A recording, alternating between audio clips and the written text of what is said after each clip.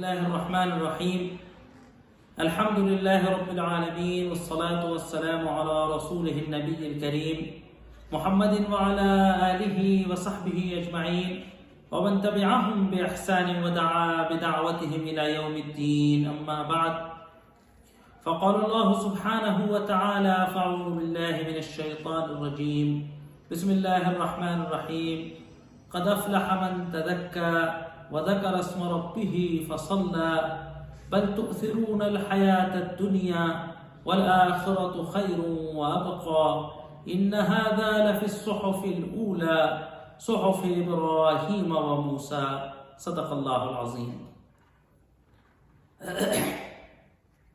محترم ناظرین، السلام علیکم ورحمۃ اللہ وبرکاتہ. سابقہ 3 لیکچر سے سورہ علق سورہ اعلیٰ کے تعلق سے گفتگو ہو رہی ہے، جس میں سورت کا پس منظر، شان نزول اور مختصر مضامین کے طرف اشارہ کر دیا گیا تھا. جیسا کہ بات پیش لفظ میں آئی تھی، سورت کے خلاصے میں آئی تھی کہ توحید، رسالت اور آخرت پر یہ سورت نے مجموعی طور سے گفتگو کی. اس میں اللہ تبارک و تعالیٰ نے توحید کے تعلق سے اللہ کے نام کی پاکیزگی اور اس کی صفت تخلیق کو پیش فرمایا. خلق فسوا قدر فہدا اخرج المرعى، اور اس کے سبزہ اگانے کی قدرت کو بتایا اور اس سے آخرت پر استدلال قرآن میں جگہ جگہ فرمایا. دوسرا مضمون اس کا رسالت سے متعلق تھا، جس میں اللہ نے سرور کائنات محمد صلی اللہ علیہ وآلہ وسلم کو یہ گارنٹی دی تھی، سنقرئک فلا تنسى الا ما شاء اللہ انہ یعلم الجہر وما یخفی، کہ پہلی بات تو یہ کہ یہ قرآن، یہ وحی جب ہم آپ کو سکھلائیں گے، جب ہم آپ کو پڑھائیں گے، تو پھر آپ کبھی اس وحی کو بھولیں گے نہیں. دوسری بات یہ کہ جو کچھ نبی فریضہ رسالت کو ادا کرنے کے لیے کر رہا ہے، اور جو کچھ اس کی قوم اس کی دعوت کو قبول کرنے یا انکار کرنے کے سلسلے میں کر رہی ہے، وہ سب اللہ کے سامنے کھلا ہوا ہے، اللہ سے کچھ مخفی نہیں. انہ یعلم الجہر وما یخفی. تیسری بات یہ کہ سنیسرک للیسری، کہ اگرچہ کہ دعوت کا کام دیکھنے میں بڑا مشکل نظر آتا ہے، بے ساز و سامان، بے اسباب، سرور کائنات مکے کے اس معاشرے میں جہاں چاروں طرف کفر تھا، شرک تھا، زلال تھا، ظلام تھا، اندھیرا ہی اندھیرا تھا. غور کیجئے تو آدمی سوچے گا کہ کہاں سے شروع کروں اور کیسے شروع کروں، کس طرح اس کفر کے سمندر میں اس ٹمٹماتا ہوا سا دیا لے کر کس طریقے سے اس کو ایک نور مبین میں بدلوں گا. لیکن اللہ تبارک و تعالیٰ نے نظام بتایا. آپ صلی اللہ علیہ وسلم کو ہدایت بھی تھی، آپ کو دلاسا بھی تھا، اللہ کا نظام سنن اللہ فی الارض بھی بتانا تھا، اور ہم سب امت محمدیہ کے افراد کو یہ دعوت کا یہ اصول بتانا تھا کہ جب داعی دعوت کے راستے پہ قدم رکھ دیتا ہے اللہ پر توکل کرتے ہوئے، تو اللہ کہتا ہے کہ سنیسرک للیسری، ہم تمہیں آسانیوں کی طرف تمہارا راستہ ہموار کر دیں. اب یہاں اللہ تبارک و تعالیٰ نے یہ دعوت جب پیش کی جاتی ہے دنیا میں کبھی بھی اور انسانی معاشروں میں کہیں بھی، تو اس حق کی دعوت کے تعلق سے قبول کرنے اور نہ قبول کرنے کے تعلق سے 2 قسم کے لوگ ہوتے ہیں. سیذکر من یخشی، جو اللہ سے ڈرتا ہے، جس کے دل میں خشیت ہوتی ہے، وہ اس سے یاد دہانی حاصل کرتا ہے، وہ اسے قبول کر لیتا ہے. وَيَتَجَنَّبُهَا الْأَشْقَى، اور اس دعوت سے کنارہ کرتا ہے، اس دعوت سے پہلو چراتا ہے، اس دعوت کا انکار کرتا ہے، وہ کہ جو بدبخت ہوتا ہے، جس نے اپنی بدبختی سے، اپنے بدعمالیوں سے، اپنے کفر و الحاد سے، کفر پر اڑے رہنے اور جمے رہنے سے اپنے حق میں اس نے شقاوت و بدبختی لکھوا لی۔ اور اللہ تبارک و تعالیٰ نے اس اشقا کے لیے جو انجام ہے قیامت کا وہ بتایا، الذی یصلی النار الکبریٰ، وہ بد نصیب، وہ بدبخت کہ جو نار کبریٰ میں، زبردست آگ میں جلایا جائے گا، ثم لا يموت فيها ولا يحيا، پھر وہ آگ بھی کیسی، اتنی شدید ہونے کے باوجود، اتنی سخت ہونے کے باوجود، لا يموت فيها، وہ اس میں مرے گا نہیں،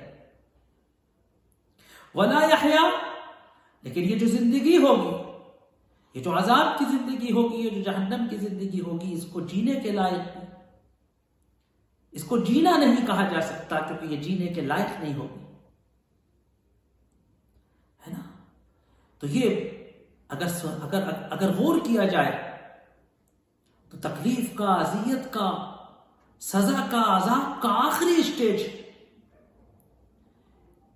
جیسے بات آئی تھی پچھلے لیکچر میں کہ انسان ہزار تکلیفوں کے باوجود، معذوری کے باوجود کسی قیمت پر اپنی زندگی کو بچانے پر مصر رہتا ہے،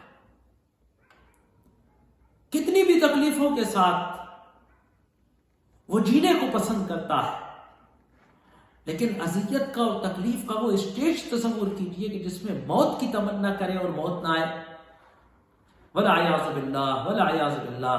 اللہ تبارک و تعالی ہماری اور تمام اہل ایمان کی حفاظت فرمائے اس نار کبریٰ سے۔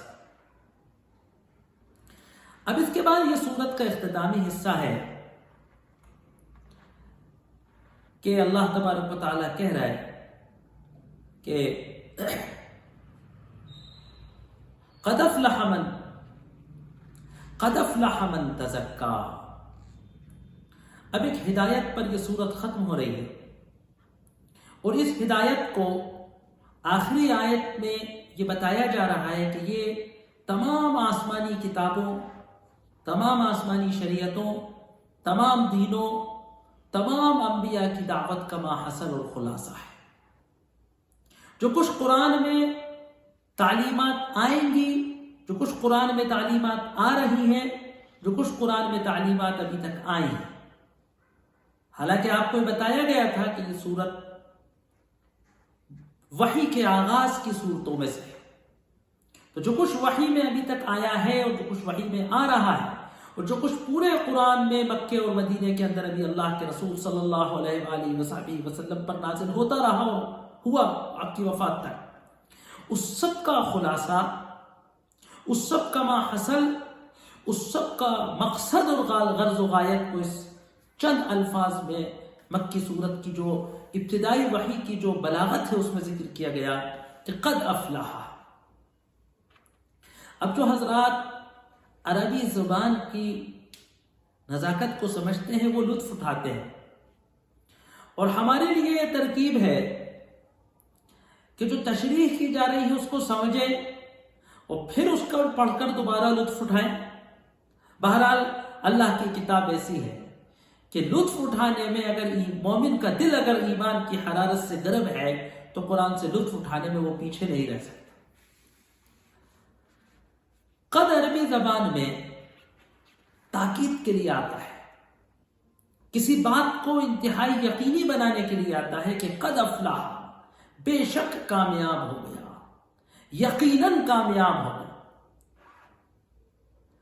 افلح، فلاح عربی میں کہتے ہیں کامیابی کو۔ اگر آپ قرآن کی تلاوت کریں اور ایک ڈائری ساتھ میں رکھیں اور جہاں کہیں قرآن میں لفظ فلاح، لفظ مفلحون، لفظ افلح آئے اس کو نوٹ کرتے جائیں،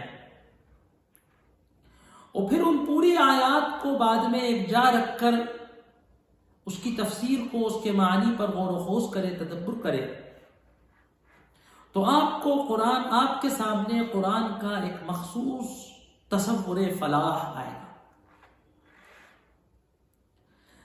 دیکھیے، خاص طور سے آج کل جس زمانے میں ہم زندگی گزار رہے ہیں، 4 سال کی عمر سے ایک بچہ جب جونیئر کے اسکول میں جاتا ہے، KG میں جاتا ہے، اسکول جاتا ہے، وہ ایک ہی لفظ سنتا ہے اپنی زندگی میں، چاہے وہ اپنے پیرنٹس سے سنے، چاہے وہ اپنے ٹیچرز سے سنے، چاہے وہ اپنے کونسلروں سے سنے،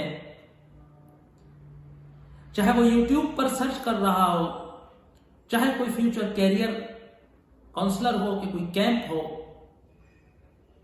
ایک ہی لفظ ہمارا بچہ آج سنتا ہے، سکسیس۔ لیکن یہ سکسیس کا تصور آج کیا ہے کہ تعلیم حاصل کر کے، تربیت حاصل کر کے اس لائق ہو جانا کہ معاشرے میں کما کر اس کیپٹلزم کے نظام کے مارکیٹ کو یا اپنے آپ اور اپنے خاندان کی زندگی کو کچھ بہتر بنا لینا۔ آج جو سکسیس کا تصور، جو کیریئر کے مستقبل کا تصور پیش کیا جا رہا ہے آج اس ترقی یافتہ زندگی کے اندر، کچھ تو ایسے ہیں کہ ان کو کسی چیز سے مطلب نہیں، وہ پانوں کی دکانوں پہ، ہے نا، سگریٹ پینے کے کارنروں پر، گھروں کے باہر، چوراہوں کے پٹیوں پر، پارکوں کے بینچوں پر اپنی زندگی گزار رہے ہیں، اور ہاتھوں میں ایک ایک موبائل لیے اپنی زندگی کا ماحصل یہ سمجھتے ہیں کہ ایک میسج کو فارورڈ کر دینا، ٹھٹا مار لینا۔ ان کی بات چھوڑیے، لیکن جن کو آج سنجیدہ مانا جا رہا ہے، حساس مانا جا رہا ہے، جن کو کریم آف سوسائٹی مانا جا رہا ہے، ان کے نزدیک سکسیس کا آخری تصور یہ ہے کہ اپنے آپ کو اس سوشل زندگی کے کسی سیاسی یا سماجی یا اقتصادی مقام میں کچھ کمانے لائق بنانے لائق بن جانا۔ بہرحال کیریئر کے اس تصور سے اور اس محنت سے انکار نہیں ہے، اس کی بھی ضرورت ہے۔ اللہ نے کہا، دعا ہمیں سکھائی کہ ربنا آتنا فی الدنیا، اے پروردگار تو ہمیں دنیا میں عطا کر، وفی الآخرہ، اور آخرت میں بھی عطا کر، دونوں میں ہمیں اچھائی عطا کر۔ تو اس سے انکار نہیں ہے، لیکن قرآن میں فلاح کا تصور کیا ہے، کامیابی کا تصور کیا ہے، سکسیس قرآن کی نگاہ میں کیا ہے؟ وہ ہے آخرت کی کامیابی، وہ ہے اس زندگی کا جو اصل فیوچر ہے، جو ہمارے مرنے کے بعد شروع ہوتا ہے، اس میں کامیاب ہو جانا، یہ اصل فلاح ہے۔ قرآن کا آغاز جہاں ہوا ہے کہ الف لام میم ذالک الکتاب لا ریب فیہ ھدی للمتقین الذین یؤمنون بالغیب، آخر میں کیا ہے؟ اولئک ھم المفلحون۔ قرآن کی نگاہ میں سکسیس، کامیاب کون ہے؟ کامیاب وہ ہے کہ جو غیب پر ایمان لاتا ہے، قرآن پر ایمان لاتا ہے، قرآن سے پہلے اترنے والی کتابوں میں انزل الیک ما انزل من قبلک وبالآخرۃ ہم یوقنون، آخرت پر یقین کرتا ہے، واقام الصلاۃ وآتى الزکاۃ، ہے نا، نماز قائم کرنا، زکات پر، واولئک هم المفلحون، ہے نا، اولئک علی ھدی من ربہم واولئک هم المفلحون۔ تو جس نے اپنے رب کی طرف سے ہدایت پالی، وہ قرآن کی نظر میں مفلح ہے، کامیاب ہے۔ سب سے اہم ترین مقام فلاح کو سمجھنے کا قرآن میں سورہ مومنون کا قد افلح المؤمنون الذین هم فی صلاتهم خاشعون والذین هم للزکاة فاعلون والذین هم عن اللغو معرضون والذین هم لأماناتهم وعهدهم راعون والذین هم لفروجهم حافظون، کہ جس کے اندر کامیاب کون ہے؟ صلاتہم خاشعون، جو اپنی نمازوں میں خشوع و خضوع کرتا ہے، للزکاة فاعلون، جو زکوٰۃ کا عمل ادا کرتا ہے، عن اللغو معرضون، لغو سے، فضول کام سے، اپنی زندگی اور اپنے وقت کو ضائع کرنے والے کام سے بچتا ہے، اعراض کرتا ہے۔ آج اس ٹیکنالوجی کی دنیا میں ہم اگر یہ غور کریں، اگر ہم ایک چارٹ بنائیں اور ہم اس میں صرف ایمانداری کے ساتھ، کسی اور کو دکھانے کے لیے نہیں، خود اپنا حساب لینے کے لیے، اگر ہم فجر وقت سے اٹھنے کے بعد سے لے کے رات میں بستر میں آنکھ لگنے تک کا ایک چارٹ بنائیں اور اسے میں ہم درج کریں کہ ہم نے کیا کیا، تو ہم خود سمجھ جائیں گے کہ ہم للغو، فضول وقت اور لایانی کام کیا ہے؟ لایانی کام کی تعریف اسلام کی نگاہ میں کیا ہے کہ جس سے دنیا اور آخرت میں کوئی پازیٹیو فائدہ نہ ہو، جس سے دنیا اور آخرت میں کوئی پازیٹیو رزلٹ نہ نکلتا ہو، وہ اسلام کی نگاہ میں لغو کام ہے نا۔ آپ بیٹھے ایسے ہاتھ ہلا رہے ہیں، ابھی ایک وہ چلی تھی گھر رہی، یوں پکڑ کے یوں ہلا رہا ہے، کوئی دنیا کا اور آخرت کا دونوں کا اس سے کوئی فائدہ نہیں، یہ اسلام کی نگاہ میں لغو ہے، لہو و لعب۔ تو یہاں اللہ تبارک و تعالیٰ اخیر میں خلاصہ پیش کر رہا ہے کہ قد افلح، بے شک کامیاب ہو گیا، نیا پار ہو گئی، یہ جو امتحان زندگانی ہے وہ اس میں جیت گیا، کون؟ من تزکا، جس نے اپنا تزکیہ کر لیا۔ یہ لفظ تزکیہ اتنا محیط لفظ ہے کہ اگر کوئی چاہے تو کئی گھنٹے تقریر کر سکتا ہے صرف تزکیے پر، لیکن یہاں اس کی تفصیل میں نہ جاتے ہوئے تزکیہ کیا ہے؟ زکا یزکی کہتے ہیں پاک کرنے کو۔ قرآن کہہ رہا ہے کہ قد افلح، بے شک گارنٹی دے رہا ہے قرآن کامیاب ہونے کی اس کو کہ من تزکا، کہ جس نے اپنی صفائی کر لی، جس نے اپنے آپ کو پاک کر لیا۔ اب یہ پاک کرنا کیا ہے؟ دیکھیے، اس کو سمجھنے کے لیے آپ کو ایک بات سمجھنا ہوگا کہ عربی زبان نے لفظ زکوٰۃ استعمال کی ہے جانور کو ذبح کرنے کے لیے۔ جانور کیا ہوتا ہے؟ وہ جانور کہ جس کو کھانا اللہ نے جائز کیا ہے، وہ پاک گوشت اور ناپاک خون کا مجموعہ ہوتا ہے۔ جب ہم بسم اللہ پڑھ کے اللہ اکبر کہہ کر جانور کو ذبح کرتے ہیں تو ناپاک خون اس کے جسم سے پورا نکل جاتا ہے، تو سارا گوشت پاک ہو جاتا ہے۔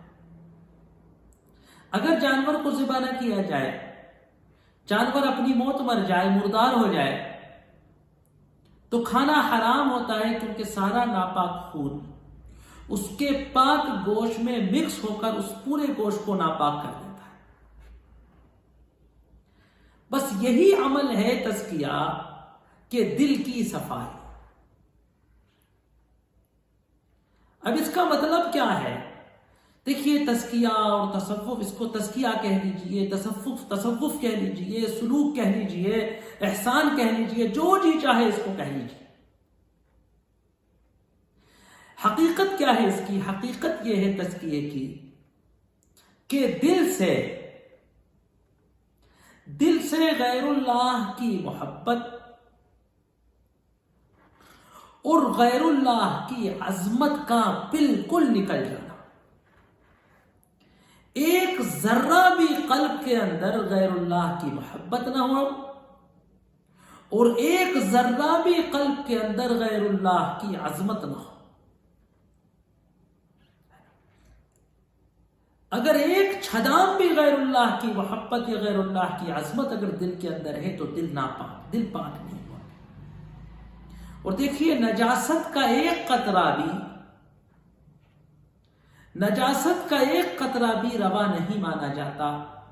اگر کوئی آپ سے کہے کہ میاں یہ پورا گلاس ہے صاحب، یہ اتنی قیمتی 2 کلو کی باٹل ہے، اور میاں بڑا قیمتی بہت مہنگا یہ صاحب شربت ہے فلاں کمپنی کا، بس صاحب ذرا سے چند قطرات نجاست کے ناپاکی کے اس میں گر گئے ہیں صاحب، اب کیا ہوتا ہے صاحب، اتنے 2 لیٹر کے اندر 2-3 ml ناپاکی ہے، کسی بچے کی نجاست اس میں صاحب ذرا سے 2-3 قطرے بونی تو گری ہے، کیا ہو گیا؟ تو آپ گھن کھائیں گے، آپ پوری باٹل کو نالی کی طرف اس کا منہ کر دیں گے، ہے نا؟ تو ایک ذرہ بھی نجاست پاکی کے منافی. قد افلح من تزکا، بس کامیاب ہو گیا وہ کہ جس نے اپنے آپ کو پاک کر لیا، اپنے دل کو طاہر کر لیا غیر اللہ کی محبت، ہے نا؟ چاہے یہ محبت بتوں کی ہو، ہے نا، قبیلے کی ہو، برادری کی ہو، ذات کی ہو، عہدے کی ہو، رتبے کی ہو، مال کی ہو، ہے نا، خاندان کی ہو، بیوی بچوں کی ہو، کسی کی بھی ہو، اگر اللہ کی محبت پر غالب ہے اور قلب میں اگر اس نے جگہ بنا لی تو تزکیے کے خلاف ہے.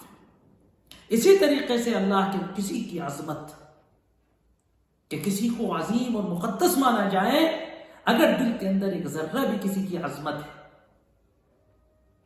اب دیکھیے اس کا مطلب یہ نہیں ہے کہ بہت سی ایسی ہستیاں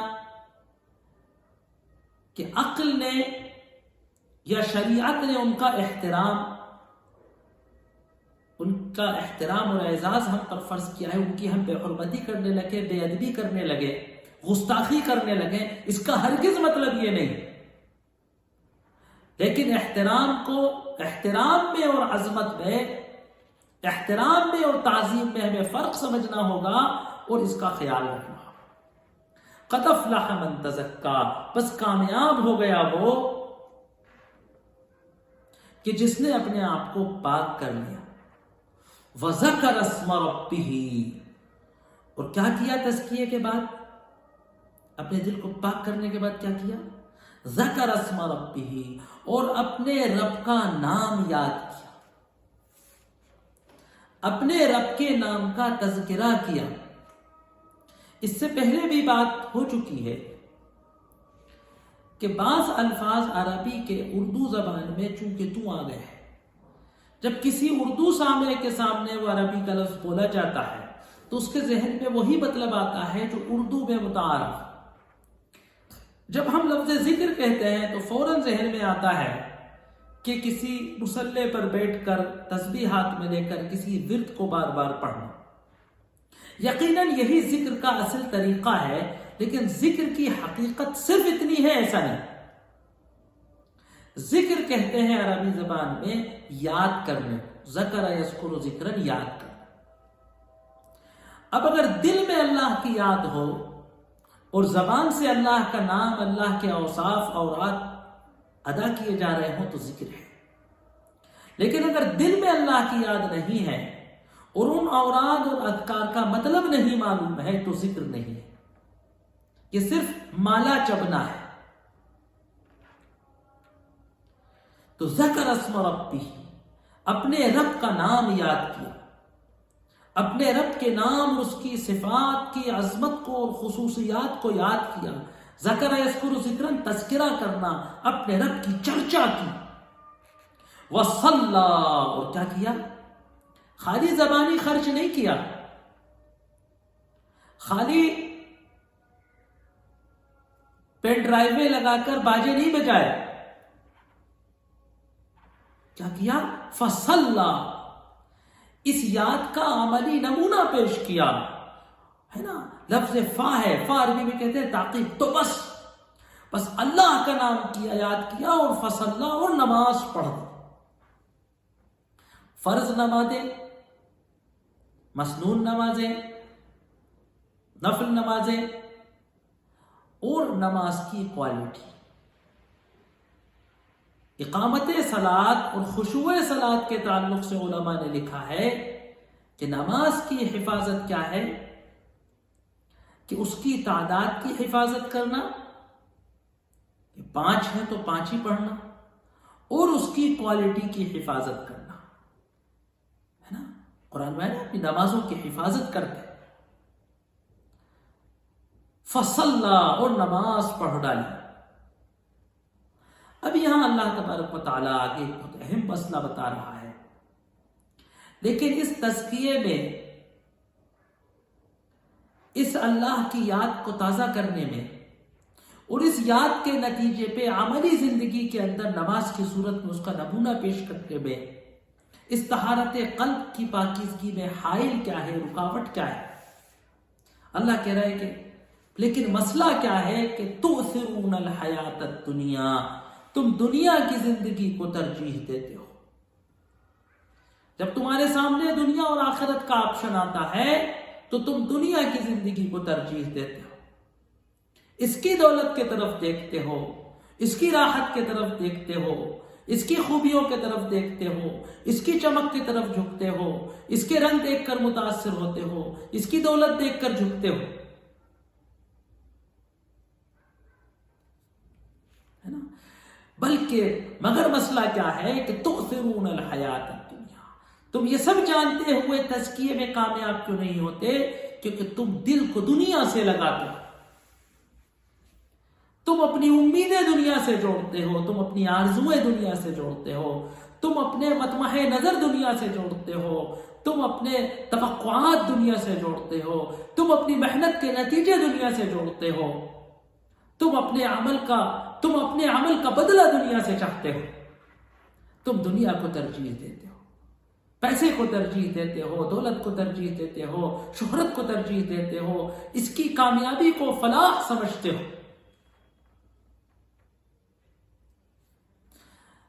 جبکہ معاملہ کیا ہے کہ والآخرت، اور آخرت خیر و ابقا، زیادہ بہتر ہے، وابقا، اور زیادہ پائیدار ہے، باقی رہنے والا. دوسری جگہ اللہ تبارک و تعالیٰ نے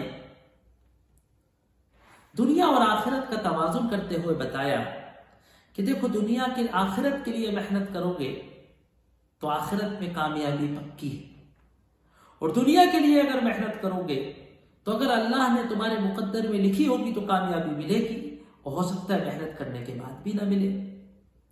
تو اگر مل بھی گئی دنیا میں، تمہاری محنت کا نتیجہ اگر مل بھی گیا تو کتنے دن کا ہوگا، کتنے دن کا ہوگا. یہ پوری دنیا ہمارے سامنے ہے. دولت کتنے دن رہتی ہے، شہرت کتنے دن رہتی ہے، عہدہ کتنے دن رہتا ہے، رتبہ کتنے دن رہتا ہے، جوانی کتنے دن رہتی ہے، اور سب سے بڑی بات کہ زندگی کتنے دن رہتی ہے. لیکن آخرت ابقا، ہمیشہ رہنے والا ہے، ان دونوں کے مقابلے میں زیادہ پائیدار ہے، پرماننٹ ہے. تو عقل مندی کی بات یہ ہے کہ پرماننٹ کی طرف تو حدیث کے اندر آیا دنیا دار من لا دار لا، دنیا اس کا گھر ہے کہ جس کا کوئی گھر نہ ہو.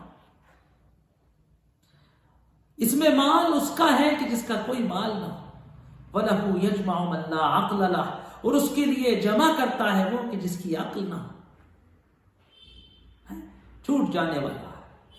ساری عمر انسان دنیا کماتا ہے، ساری عمر انسان دنیا کماتا ہے، اور ایک دن آتا ہے کہ وہ سب مال دولت زمین جائیداد سب دوسروں کے لیے چھوڑ کر چلا جاتا ہے. تو والآخرۃ خیر وابقا ان ھذا لفی الصحف الاولی، بے شک یہ صحف اولا میں ہے نا. جو کچھ روایتوں میں آیا کہ بہت 1 لاکھ سے اوپر انبیاء آئے، روایتوں میں آتا ہے کہ 100 صحیفے اللہ تبارک و تعالیٰ نے نازل فرمائے. نوح پر صحیفے نازل فرمائے، ابراہیم پر صحیفے نازل فرمائے، موسیٰ پر صحیفے نازل فرمائے، اور کتنے نبیوں پہ صحیفے نازل فرمائے. ہم جانتے نہیں. ان ھذا، بے شک یہ بات. کون سی بات؟ یہ کہ آخرت بہتر ہے دنیا سے، یا یہ کہ قد افلح من تزکا وذکر اسم ربہ فصلی بل تؤثرون الحیاۃ الدنیا والآخرۃ خیر وابقی. یہ جو پوری آیت ہے کہ کامیاب وہ ہوا جس نے دل صاف کر لیا، اللہ کو یاد کیا اور نماز پڑھ لی. معاملہ لیکن تمہارا یہ ہے کہ تم دنیا کو ترجیح دیتے ہو، جبکہ کہ آخرت زیادہ بہتر، کیا خوب اور باقی رہنے والی. یہ جو پیغام ہے یہ ساری نبوتوں کا خلاصہ ہے، سارے دین کا خلاصہ، سارے قرآن کا خلاصہ، تورات کا خلاصہ، انجیل کا خلاصہ، زبور کا خلاصہ، صحف ابراہیم کا خلاصہ، صحف موسیٰ کا خلاصہ، صحف اولیٰ کا خلاصہ، حضرت نوح کی تعلیم کا خلاصہ، حضرت ہود کی تعلیمات کا خلاصہ، سارے انبیاء کی تعلیمات کا یہی خلاصہ. ان ھذا لفی الصحف الاولیٰ صحف ابراہیم و موسیٰ. یہ صحف اولیٰ کیا ہیں؟ صحف ابراہیم و موسیٰ. تمام انبیاء پہ صحف آئے، انگنت نبیوں پہ صحف آئے، لیکن یہاں اللہ تبارک و تعالیٰ نے ابراہیم اور موسیٰ علیہ السلام کا ذکر کیا. کیوں؟ کیونکہ اس وقت مخاطب یا تو مشرک مکہ تھے کہ جو اپنے آپ کو حضرت ابراہیم کا متبع، حضرت ابراہیم کو جد امجد مانتے تھے، نبیوں کا نبی مانتے تھے، اور یا زمین پر اس وقت یہودی اور عیسائی تھے کہ جو تورات کو شریعت مانتے تھے اور حضرت موسیٰ کی تعلیمات کو بنیاد مانتے تھے. کہا کہ تم اگر ابراہیم کو مانتے ہو تو بھی، اور تم اگر موسیٰ کو مانتے ہو تو بھی. صحف اولیٰ تمام انبیاء بشمول ابراہیم اور موسیٰ یہی تعلیم لے کر آئے تھے کہ آخرت باقی رہنے والی ہے، دنیا فنا ہو جانے والی ہے. لیکن انسان کی برائی کیا ہے کہ تاریخ میں انسان کی برائی کیا ہے کہ وہ دنیا کی چمک سے دھوکہ کھا جاتا ہے، دنیا کی دولت کو حقیقت سمجھ جاتا ہے، اور اس دھوکے میں پڑھ کر وہ آخرت کو گنوا دیتا ہے. جبکہ کہ اصل باقی رہنے والی کامیابی جو ہے آخرت کی. تو اس مختصر سے خلاصے پر اور اس ایک عظیم مشترکہ دینی پیغام پر کہ جس میں تمام دنیا کے ادیان اور شریعتیں متحد ہیں، قرآن نے اس حد پر کہ صحف موسیٰ و ابراہیم پر، صحف ابراہیم و موسیٰ پر اس کو ختم کیا. وآخر دعوانا ان الحمد للہ.